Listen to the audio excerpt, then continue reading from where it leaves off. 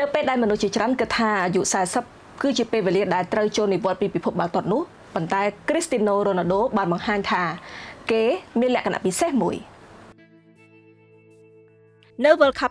2026 ខ្សែប្រយុទ្ធជម្រើសជាតិប៉ូទុយហ្គាល់រូបនេះបានរកគ្រាប់បាល់បន្ថែមនិងក្លាយជាកីឡាករដំបូងគេក្នុងប្រវត្តិសាស្ត្រដែលអាចរកគ្រាប់បាល់បាននៅ World Cup ចំនួន6លើកជាប់គ្នាតួលេខ10គ្រាប់នៅ World Cup ប្រហែលជាមិនខ្ពស់ដោយកំណត់ត្រារបស់កម្ពុជាអ្នកសុទ្ធមួយចំនួនក្នុងប្រវត្តិសាស្ត្រនោះទេប៉ុន្តែអ្វីដែលធ្វើឲ្យ Ronaldo ក្លាយជាមនុស្សពិសេសគឺភាពជាប់លាប់និងអាយុកាលដ៏វែងឆ្ងាយលើឆាកដ៏ធំបំផុតរបស់បាល់ទាត់ពិភពលោក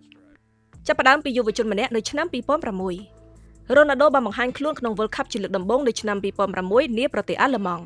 ពេលនោះគាត់មានអាយុត្រឹមតែ21ឆ្នាំប៉ុណ្ណោះនិងកំពុងចាប់ផ្ដើមកសាងឈ្មោះនៅក្លឹប Manchester United គ្រាប់បាល់ដំបូងរបស់គាត់នៅ World Cup កើតឡើងនៅក្នុងជំនួបជាមួយអ៊ីរ៉ង់គ្មាននរណាម្នាក់គិតថាគ្រាប់បាល់មួយគ្រាប់នោះនឹងក្លាយជាចំណុចចាប់ផ្ដើមនៃដំណើរការប្រវត្តិសាស្ត្ររយៈពេល20ឆ្នាំនៅលើឆាក World Cup នោះទេ World Cup 2018បើនិយាយពី World Cup ដែល Ronaldo លេងបានល្អបំផុតគឺមិនអាចរំលងបាននៅឆ្នាំ2018នៅប្រទេសរុស្ស៊ីបានឡើយក្នុងការប្រកួតបើកឆាកជាមួយអេស្ប៉ាញ Ronaldo រកបាន hat-trick ដែលក្លាយជារឿងដ៏ល្បីល្បាញមួយដែលរួមមានបាល់ free kick នៅនាទីចុងក្រោយដើម្បីតាមស្មើ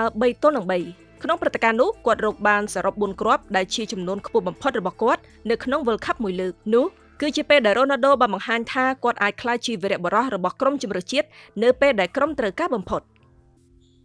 World Cup និងចំណុចដែលគេតែងតែរិះគន់ទោះបីជាមានកំណត់ត្រាច្រើនក៏ដោយ Ronaldo នៅតែប្រឈមនឹងការរិះគន់មួយដែលតែងតែត្រូវបានលើកឡើងគឺការមិនទាន់បានរកគ្រាប់បាល់នៅវគ្គពាក់កណ្ដាលផ្ដាច់ព្រាត់នៃ World Cup នោះទេគាត់បានចូលរួម World Cup ចំនួន6លើកប៉ុន្តែគ្រាប់បាល់ទាំងអស់សុទ្ធតែកើតឡើងនៅវគ្គចែកពូលនេះជាចំណុចដែលអ្នកគាំទ្រនិងអ្នកវិភាគមួយចំនួនតែងតែយកមកប្រៀបធៀបជាមួយវីរបុរសដទៃទៀតប៉ុន្តែសម្រាប់អ្នកគាំទ្ររបស់ Cristiano Ronaldo ពួកគេមើលឃើញថាការអាចបន្តលេងនិងរកគ្រាប់បាល់បានតាមរយៈពេល20ឆ្នាំលើឆាក World Cup គឺជាសមិទ្ធផលដែលពិបាកមានអ្នកធ្វើបានឆ្នាំ2026បំបីកំណត់ត្រាថ្មីមួយទៀតនៅក្នុងជំនួបដែលប៉ូទុយហ្គាល់យកឈ្នះអ៊ុយបេគីស្ថាន5-0 Ronaldo រកបាន2គ្រាប់និងបង្កើតកំណត់ត្រាប្រវត្តិសាស្ត្រថ្មីគាត់ក្លាយជាកីឡាករដំបូងគេដែលរកគ្រាប់បាល់បាននៅ World Cup 6លើកជាប់គ្នាចាប់តាំងពីឆ្នាំ2006រហូតដល់ឆ្នាំ2026គ្រាប់បាល់ទាំងពីរនោះក៏ធ្វើឲ្យចំនួនគ្រាប់បាល់សរុបរបស់គាត់នៅ World Cup កើនដល់10គ្រាប់និងលើសកំណត់ត្រារបស់កំពូលវីរបុរសប៉ូទុយហ្គាល់ Eusebio ផងដែរតើ10គ្រាប់នោះមានន័យអ្វីប្រសិនបើប្រៀបធៀបជាមួយកម្ពុជាអ្នកសុទ្ធក្នុងប្រវត្តិសាស្ត្រ World Cup Ronaldo មិនទាន់ស្ថិតនៅកម្ពុជាតារាងឡើយប៉ុន្តែតួលេខ10គ្រាប់នេះមានតម្លៃពិសេសព្រោះវាជាផុសតាងដែលការរក្សាកម្រិតលេងខ្ពស់អស់រយៈពេលជិត2ទសវត្សរ៍សម្រាប់កីឡាករភាគច្រើនការចូលរួម World Cup 2 ឬ 3 លើកគឺជាសមិទ្ធផលដ៏អស្ចារ្យរួចទៅហើយប៉ុន្តែ Ronaldo បានឈានដល់6លើកនិងនៅតែអាចរកគ្រាប់បាល់បានគ្រាប់បាល់ទាំងនោះរួមមាននៅឆ្នាំ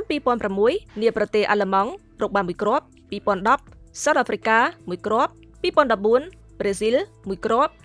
2018នៅរុស្ស៊ីរកបាន4គ្រាប់2022នៅហ្គាតារកបាន1គ្រាប់និង2026ដែលកំពុងតែដំណើរការនៅពេលនេះគឺរកបាន2គ្រាប់និយាយជារួមមិនថាអ្នកជាអ្នកគាំទ្រ Ronaldo ឬអត់ក៏ដោយមានរឿងមួយដែលពិបាកបដិសេធ Cristiano Ronaldo បានឈរឈ្មោះរបស់ខ្លួនចូលក្នុងសៀវភៅប្រវត្តិសាស្ត្រ World Cup រួចជាស្រេចគ្រាប់បាល់ទាំង10របស់គាត់ប្រហែលជាមិនមែនជាកំណត់ត្រាខ្ពស់បំផុតទេប៉ុន្តែវាជានិមិត្តរូបនៃការតស៊ូវិន័យនិងការមិនព្រមចុះចាញ់ចំពោះអាយុហើយនោះប្រហែលជាមរតកដ៏ធំបំផុតដែល Ronaldo បន្សល់ទុកសម្រាប់ពិភពបាល់ទាត់